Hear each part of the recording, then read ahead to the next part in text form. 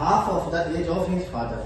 After 20 years, the age of father is 1.5 times of the age of Shyam. ठीक है? What is the present age of the father of Shyam? अब क्या रहेंगे sir, देखो father है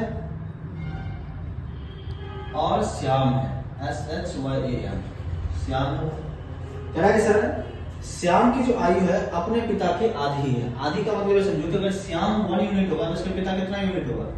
2 unit होगा। ये आधा हो गया ना? आधा हो गया, नहीं हो गया? हाफ। ये किसकी बात हो रही है? वर्तमान एज की। ये कौन सी एज की? वर्तमान एज की बात हो रही है सर। 20 वर्ष के बाद उसका पिता उसकी आयु का 1.5 गुना हो जाएगा।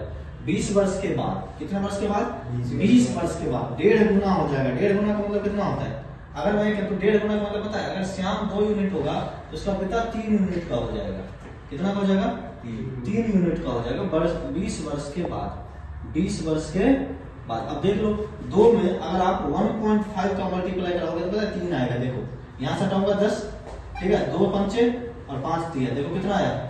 3 आया ना? कितना आया? 3 आया। तो हमेशा ऐसे रहता है जब 1.5 गुना होता है तो अगर श्याम 2 यूनिट है तो उसका पिता कितना यूनिट हो जाएगा?